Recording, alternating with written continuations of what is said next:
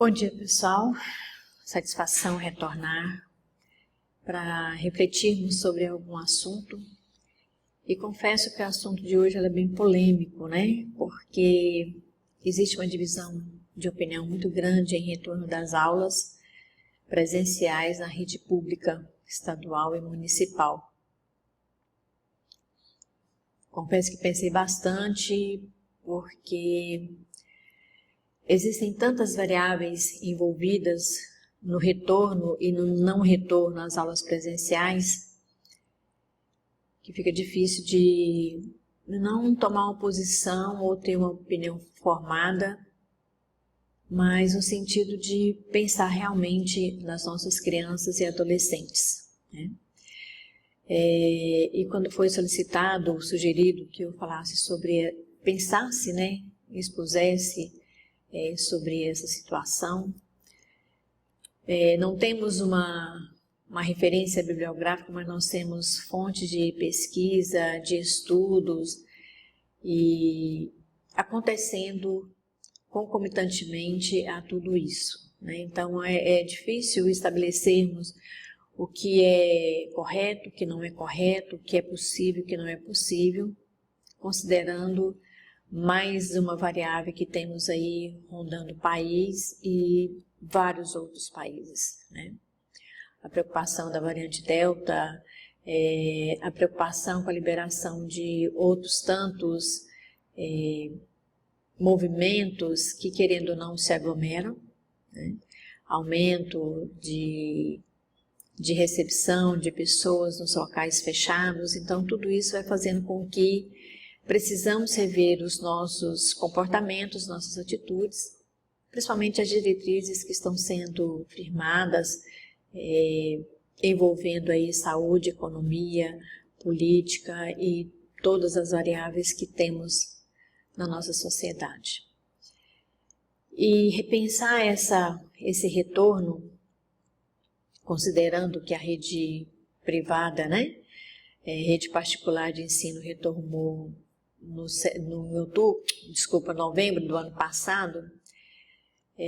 Muita gente fala assim, mas se libera tantas outras coisas, por que não liberar a escola? É porque em alguns segmentos tem-se maior controle, ou pelo menos imagina-se que tenha maior controle de entrada, de permanência, mas nós estamos realmente num momento muito delicado, desafiador, que é manter uma economia estável, ou pelo menos resgatar a estabilidade, considerando as perdas que já tivemos de empregos, e junto tratar uma pandemia, né? Tratar uma virose, um agravamento da saúde, com todos os impactos e principalmente com algumas faltas que já começa a ter na rede pública de saúde, né? Se já tivemos falta de leitos, hoje nós lidamos com falta de material.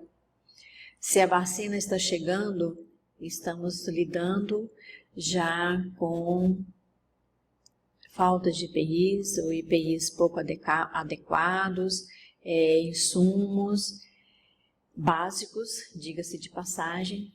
Então vem toda uma preocupação com relação ao retorno às escolas. Mesmo que seja uma proposta, né, de ser híbrido, tem ainda a preocupação de manter uma quantidade que seja de 30% ou 50%. Né? Os primeiros estudos no começo do ano, janeiro, fevereiro, falava-se em 30%. E como esse professor em sala de aula, ele vai estar com 50% da turma presencial e mais 50% ou 30% online. Então existe uma preocupação da rede de educação também nesse sentido, de preparar os professores para essa lida, né? Para esse novo desafio, porque uma coisa é você ter os alunos todos online, ou pelo menos um percentual deles, e outra é você lidar com uma presença e um online. Isso é um reinventar, um recriar um ambiente que nós não tínhamos nenhuma situação parecida, né? Então não deixa de ser um desafio muito grande para o professor. E temos ainda que pensar várias outras possibilidades de professores que às vezes fazem parte do grupo de risco. Tem pessoas que mesmo imunizadas, ou pelo menos com as 2 doses de vacina concluídas, têm o receio e medo. Isso eu estou falando muito da saúde, né? De uma portaria que saiu recentemente, na segunda-feira, conclamando o retorno daqueles que mesmo em grupo de risco retornassem ao trabalho, considerando a segunda dose já estabelecida e estabilizada dentro do período de 15 dias, após os 15 dias, excetuando aí as gestantes. Então nós estamos num momento muito delicado, onde uma linha muito tênue, eu diria quase imaginária, né, separa o que é normal do que é anormal, do risco do que é não risco. Eu penso e falo muito isso, né, para os servidores, que nós temos que nos cuidar o tempo todo, né, embora tenha situações que são mais difíceis, e essa preocupação está se estendendo ao professor da rede pública. Não que o da rede privada não mereça preocupação enquanto ser humano, mas tem-se uma outra estrutura física de prédio, de insumos, de manutenção. E nós, outros, né, na rede pública, temos outras preocupações e alguns receios. Então, as aulas presenciais podem ser alívio para muitas pessoas, mas também uma preocupação. Por que ela pode ser alívio para muitas pessoas? Hoje, famílias que saem para trabalhar, que às vezes não, quase sempre não têm condição de trabalhar em casa, não é um trabalho desenvolvido em home, como são os operacionais, diaristas, domésticas, construção civil e tantos outros trabalhos que não é possível desenvolver em home office. As crianças que tinham o espaço da escola como uma proteção estão desprotegidas há mais de ano, né? As aulas tiveram encerramento presenciais em 18 de março do ano passado. Então nós já temos mais de um ano. Aí teve uma possibilidade de retorno, mas em função do agravamento do número de casos, recuou-se novamente. E não estamos livres disso. Não que eu seja aqui uma pessoa que esteja fazendo uma premonição negativa, mas é porque nós estamos lidando com algo que ainda não conhecemos. Na verdade, nós estamos caminhando e tentando resgatar forças internas nossas de motivação, de pensamento positivo, de crença em algo maior para que a gente dê conta de passar por essas situações. E a preocupação é exatamente da própria criança e da adolescência, né? Porque nós temos casos, né? Muitos casos inclusive, onde a alimentação que a criança recebe é só da escola. Então a gente vai ver aí muitas dificuldades sendo enfrentadas, estudadas, criados protocolos, inclusive encontrei alguns protocolos bastante interessantes, que eu penso que todos nós deveríamos conhecer, né? Porque muitas vezes nós ficamos sentados em um lugar, ocupando um lugar, sem perceber o lugar do outro. Então nós da saúde preocupamos exatamente com o nosso fazer, com a falta de insumos, com a falta de EPIs, com ambiente físico inadequado do trabalho, exposição ao risco constantemente, Mas nós temos alguns outros lugares que até entre nós mesmos nós podemos ocupar. Nós somos família que tem filhos em escola, nós temos parentes que têm filhos em escola. Muitas crianças pararam de frequentar até online porque não tem uma estrutura tecnológica em casa. Acompanhar a aula por um celular é muito difícil. Isso se a família tem uma rede Wi-Fi em casa e tem um celular. A grande maioria não tem uma rede Wi-Fi e vai ter uma dificuldade imensa, porque se estão desempregados não vão ter um pacote, até porque a cada aula é um pacote de dados que vai ser utilizado. Então, assim, mesmo com toda a preocupação sanitária, né, a proposta de ser híbrido o sistema, tem muita coisa que nós podemos auxiliar as famílias que estão nesse caminho de retorno às aulas. E principalmente nós que trabalhamos com a saúde, o nosso público, com raríssimas exceções, muito raras mesmo, nós vamos ter famílias que utilizam a rede básica de saúde, que tem filhos em rede privada de ensino. A grande maioria, né? Está aí o PSE, que o PSF faz esse acompanhamento, essa parceria, e temos percebido o quanto é difícil lidar com essas famílias, porque praticamente elas perderam muitas coisas. Não foi só emprego ou alguém da família que se contaminou, ou que mesmo não tenha sido pela Covid, uma outra perda através da morte. Essas famílias perderam muito, muito, muito. Se nós pensarmos nas crianças que ficam sozinhas em casa, no adolescente que ele não tem uma ocupação, acaba ficando em situação de rua, da quantidade de pessoas, né, que estão sem saber muito o que fazer. Essa é a verdade. E a vigilância nossa tem que ser permanente. Se para nós adultos não está sendo fácil permanecer de máscara, higienizar mãos o tempo todo, ter cuidado com olhos, nariz e boca, imagina a criança.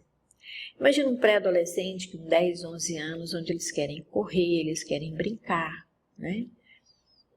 Não se sabe se a transpiração facilita. Então, nós não sabemos muitas coisas, nós vamos ouvindo algumas informações científicas, outras não tão científicas, umas muito falsas, e nós vamos encontrar pessoas que acreditam em tudo que escutam e leem, e vamos encontrar pessoas que não acreditam em nada. Então, nós temos dois grupos muito extremos. E aí nós ficamos com a responsabilidade de orientação e de educação dessas pessoas, para a vacina, para os cuidados, né? Então, assim, é muito difícil manter o distanciamento necessário num grupo de crianças, mesmo numa sala, que me lembro quando eu estava visitando as escolas, uma sala que tem 42 crianças, né? Vamos pegar aí 50%, são 21 crianças. Manter 21 crianças numa idade de 9, 10, 11 anos afastados não é uma tarefa fácil. Daí a nossa preocupação com a saúde mental do professor, das cozinheiras, de quem toma conta das quadras de esporte, de quem toma conta dessas crianças na hora dos intervalos. Então, é um trabalho muito interessante de revermos. Talvez daí a dúvida ainda se retoma ou não as aulas no dia 2 de agosto. Então, essa conversa é sobre uma possibilidade. E mesmo sendo uma possibilidade para o final do ano ou para o ano que vem, requer que nós estejamos em constante reeducação dessas crianças e desses adolescentes. Porém, haja visto que tem algumas crianças que elas são mais fáceis de adaptar alguns hábitos do que nós adultos. Porque nós já temos, querendo ou não, uma estrutura já formatada, né? De valores, de hábitos, de vícios. E a criança talvez ainda é possível a gente fazer isso. Então, voltar às aulas presenciais não se trata tão apenas de conteúdos programáticos, mas de sobrevivência às necessidades de alimentação, de convivência com os pares, estar um tanto de tempo longe da violência doméstica. E nós sabemos que isso não é um detalhe, é uma constante. As crianças que estão sendo mantidas em casa por adultos, às vezes estão passando por situações muito delicadas. Abuso de toda ordem, porque nós já falamos sobre isso aqui, como o trabalho escravo. Porque a criança, quando ela está em casa, ela é responsabilizada pelas tarefas domésticas. Há muitas crianças que deixaram de brincar faz tempo, né? As brigas dos pais, das famílias constituídas de outra forma, onde existe madrasta e padrasto, onde existe o avô ou a avó que não tem a lida, né, ideal para com as crianças. E são muitos casos onde as crianças estão morando com os avós, onde tem avós morando junto com a família, então o clima da casa, né, a convivência de grupo dessas pessoas não está sendo nada fácil. E a criança, quando ela vai para a escola, é como se ela tivesse uma liberdade. Então, tem alguns estudiosos de comportamento, né? Inclusive tem uma pessoa que diz que as crianças e os adolescentes, eles não podem ser responsabilizados e nem sofrer por mais um ano fora das salas de aula.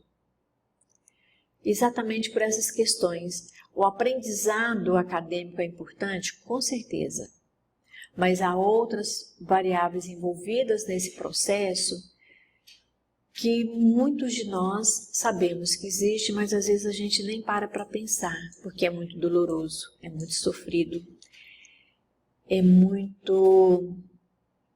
penoso para todos nós, porque chega uma hora que nós nos sentimos impotentes frente a essas situações. Então, olha só quanto que nós temos de perda com as aulas presenciais suspensas.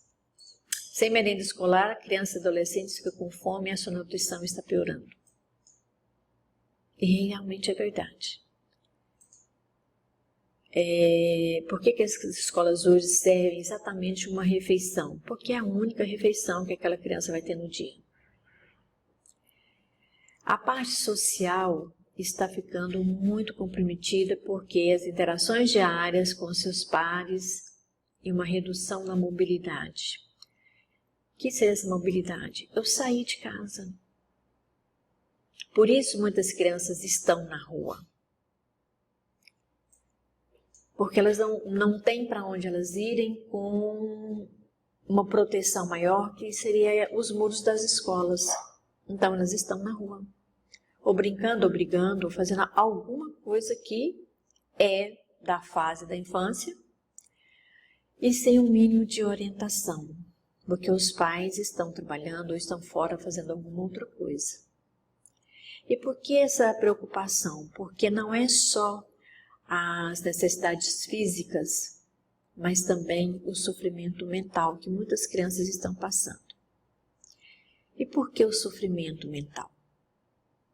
Precisamos lembrar que no retorno às aulas presenciais, na possibilidade disso acontecer no próximo mês, ou em qualquer momento que seja, precisamos lembrar das perdas que essas crianças e adolescentes tiveram. E os próprios funcionários, servidores da educação. Eu quero acreditar que nenhum de nós, por mais longe que seja a relação, não tenhamos perdido alguém nessa pandemia. Que seja parente, que seja amigos, que seja um vizinho do lado da casa da gente. Todos nós tivemos uma perda agravado pela pandemia. Então esse sofrimento mental de todos nós está na criança também. Já tivemos a oportunidade de colocar aqui o quanto a criança sofre ao manifestar os seus sentimentos de perdas, de luto, através da agressividade, da depressão, da alteração alimentar. Então tudo isso precisamos estar atentos quando chega as crianças nos nossos consultórios, nos nossos postos de saúde, porque estão todos muito sofridos. E às vezes elas verbalizam uma coisa muito interessante, né? Recentemente a gente teve relato de um caso, onde uma criança de 8 anos disse o seguinte: a gente saiu da casa da minha avó e veio para cá e a gente não tem com que brincar, não tem brinquedo, tem dia que a gente nem come. Esse é um caso de uma violência doméstica e que muitos lugares onde abrigam essas famílias que saem fugidas da violência de algum lugar, não tem para onde ir, não tem onde ser acolhidas. E vamos encontrar famílias que também não tem como acolher essa pessoa, essas crianças, essa mãe com essas crianças, por uma série de relacionamentos complicados, confusos, que a pessoa se vê só, com as suas dores, sem poder contar com ninguém. Então tudo isso vai agravando, inclusive, as situações onde as crianças e esse casamento infantil e trabalho infantil, no Brasil podemos até não ter o casamento infantil, mas em vários países nós temos. E eu fiz questão de manter essa informação, porque é algo que nós precisamos nos prevenir, porque uma coisa que começa a acontecer ao redor do mundo vai chegando próximo a gente. E não tem como nós fugirmos de situações que, infelizmente, a tecnologia traz mais para perto da gente. Quanto mais notícias nós temos de alguns outros locais, tanto quanto nós vamos absorvendo alguns dados, algumas informações e alguns comportamentos. Então, muitas vezes, nós precisamos ser seletivos nas informações e muito preventivos na orientação e educação das nossas crianças, para que essas situações de exposição e de vulnerabilidade, ela vá minguando, vá diminuindo e nós consigamos construir uma sociedade menos adoecida. Não está sendo muito raro vermos crianças nas ruas de novo nos sinaleiros. Nós tínhamos há um tempo, conseguido controlar essa situação com as escolas integrais, com as rendas sociais mais distribuídas. Mas as crianças já estão voltando para os sinaleiros, com água, com balas, com doces. Então, a preocupação de algumas autoridades em reabrir as escolas é exatamente a questão social. Porque lá nós temos, nem que seja por um período curto do dia, um período que seja da manhã ou que seja da tarde, ou as escolas que conseguem ter uma estrutura integral, é um momento onde nós sabemos onde as crianças estão. Por isso, a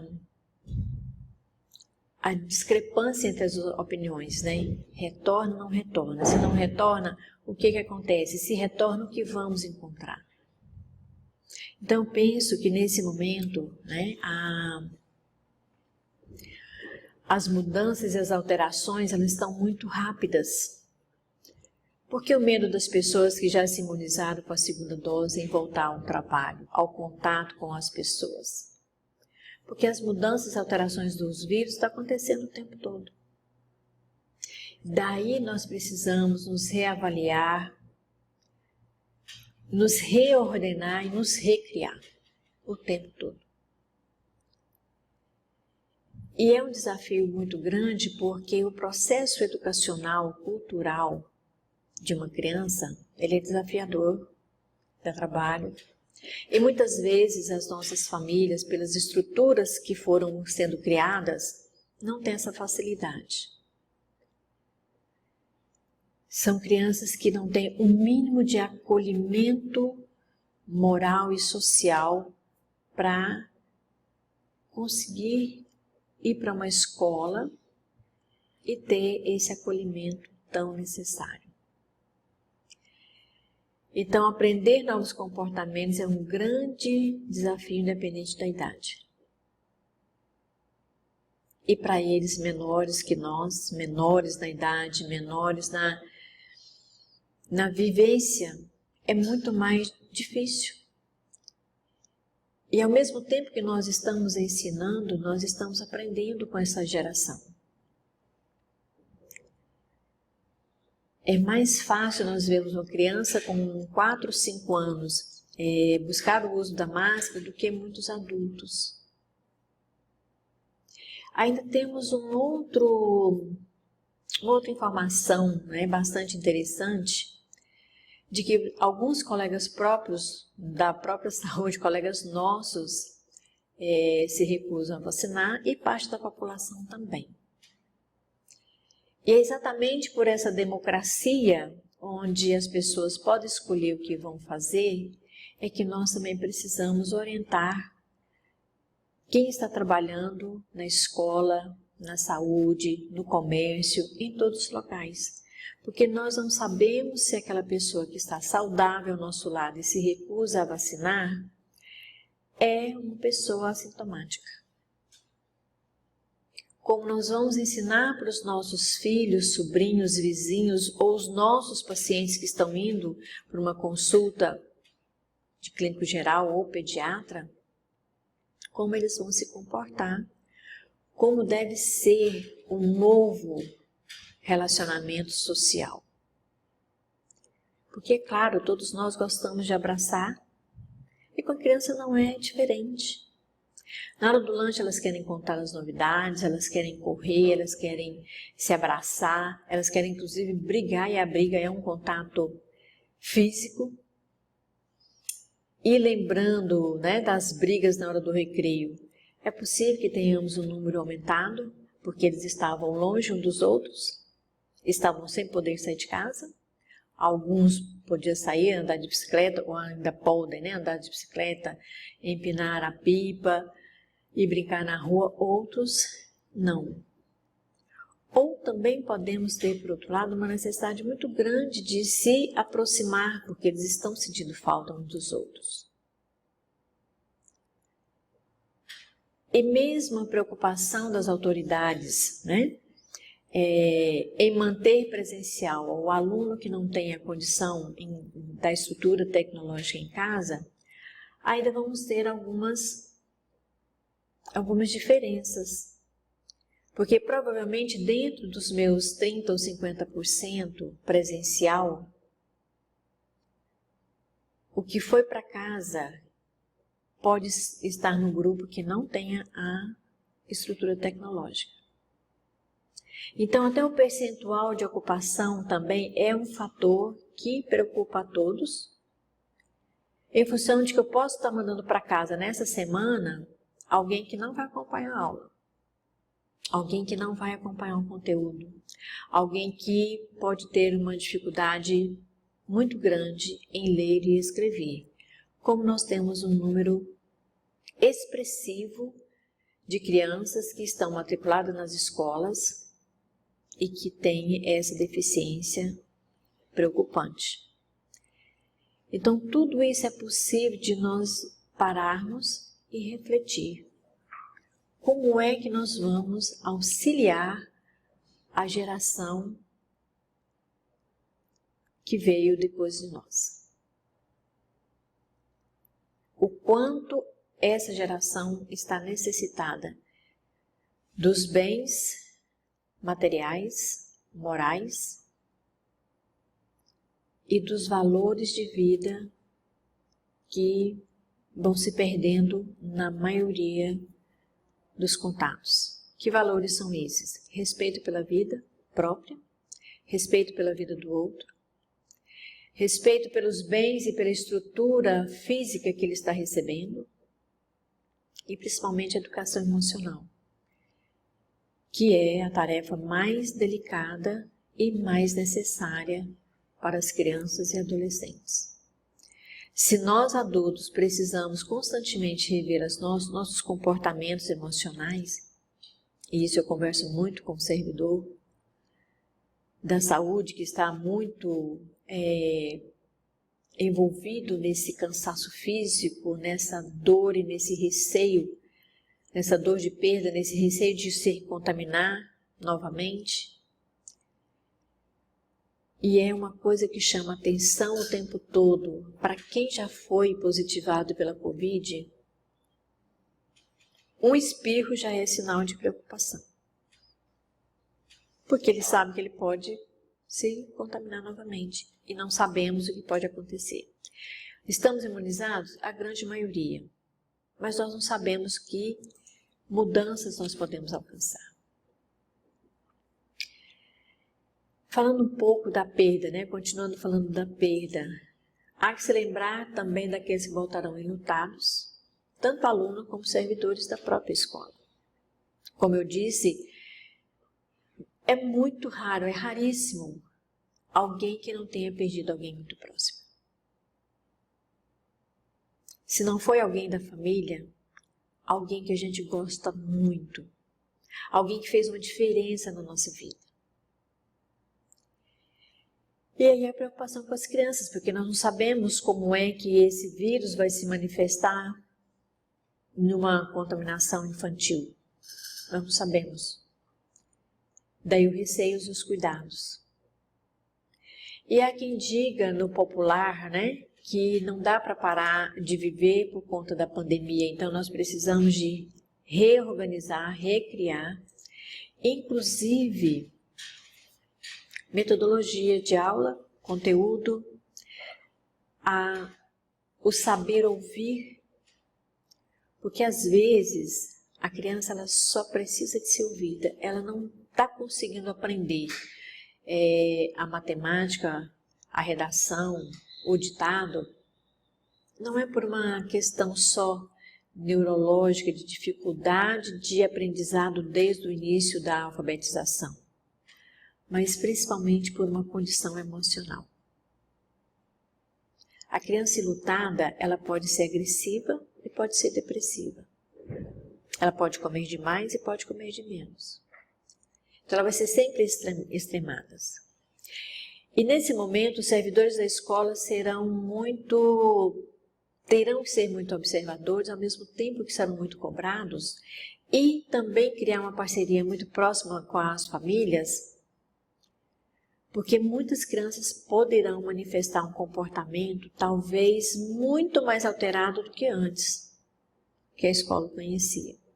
Até porque tem alguns alunos que crescem na escola porque residem naquele local em residência própria, não se mudam com frequência, então eles vão criando um vínculo com aquela escola. A escola ainda é o grande acolhedor, porque muitas vezes a criança que é maltratada em casa, que ela é violentada em casa, que ela é abusada em casa, a escola ainda é o seu ouvinte. E mais do que nunca a escola precisa estar preparada. E a preocupação é, nós estamos preparados? Nós estamos conseguindo nos preparar? Porque a partir do momento que a dor do outro não me diz respeito, é melhor eu olhar para o meu comportamento e entender por que a dor do outro não me incomoda. E nesse momento nós somos milhões sentindo dores, principalmente as dores morais, mentais, emocionais. Nunca se falou tanto em psiquiatria. E aí a gente precisa ter essa preocupação de como estamos lidando com as nossas emoções, para que eu possa entender um pouquinho da emoção do outro. Muitas vezes uma roda de conversa pode fluir melhor que uma aula de matemática. Porque às vezes, naquela conversa, eu consigo perceber muito mais o meu aluno do que tentando efetuar um cálculo com ele, né? E chamando a atenção dele porque ele não consegue entender. Porque naquele momento o mais importante para ele são outras coisas que de repente ele nem saiba verbalizar. Ele consegue expressar pelo comportamento. E nós não estamos preparados para esses comportamentos adversos que pode acontecer de uma criança enlutada, de uma criança que foi abusada durante um ano, de uma criança que foi judiada durante um ano, sem saber o que nós vamos fazer. Se nós formos ler todo o documento, né, da preparação dos professores e dos servidores para o retorno às aulas, ficou muito bem elaborado. Mas nós precisamos, inclusive, olhar para esse professor, para esse adulto que está retornando, como é que ele está. Por isso, as formações que estão acontecendo, as conversas necessárias, rodas de conversa com todo mundo, para que a gente consiga ter uma possibilidade vantajosa, né? Então, esse documento que eu estou falando, ele tem esse nome, Protocolo de Segurança para Retorno das Atividades Presenciais. Vale a pena olhar, ler e ver onde é que nós podemos ajudar. Porque nós somos seres sociais. Mesmo que eu não tenha filho em idade escolar, mesmo que meu filho não estude numa rede pública de ensino, nós temos um papel fundamental, que é construir uma sociedade menos adoecida. Desenvolver nessa criança, ajudá-la a encontrar uma possibilidade de passar por tudo isso e chegar na vida adulta menos insegura, mais autoconfiante, porque nós precisamos deles futuramente. São eles que vão fazer história. São eles que vão construir uma história diferente daquela que nós estamos construindo. E essa história futura, ela vai ter quando o futuro for presente, só vai ter um resultado muito bom se nós continuarmos agindo bem agora. Então, assim, são atividades muito bacanas, propostas para que todo estudante alcance a meta da aprendizagem acadêmica e social. Mas eu que vou executar essa tarefa, eu também preciso estar bem. Não basta só a preocupação de que a criança e o adolescente não pode perder mais um ano. Isso todos nós, eu tenho certeza que nós somos todos de acordo. Agora, como estarão os que vão para a sala de aula presencial, os que ficam em casa, o que é a troca? Essas trocas precisam ser bem trabalhadas, principalmente com a família, porque a família que nessa semana ela tem onde deixar o filho e ela vai se sentir aliviada, na próxima semana, ou que seja no dia seguinte, é uma preocupação que ela vai ter. Isso tem que estar bem claro para a família. Porque a vontade da família e a necessidade dessa família é encaminhar o filho para a escola. A avó que ficou com a criança porque a filha, que é a mãe da criança, saiu para trabalhar, é mandar a criança para a escola. Por quê? Porque tem família que não dá conta da sua criança em casa. E os professores sabem disso melhor do que nós. São crianças extremamente com comportamento sem disciplina, sem atenção, sem coerência. Então a família manda para a escola.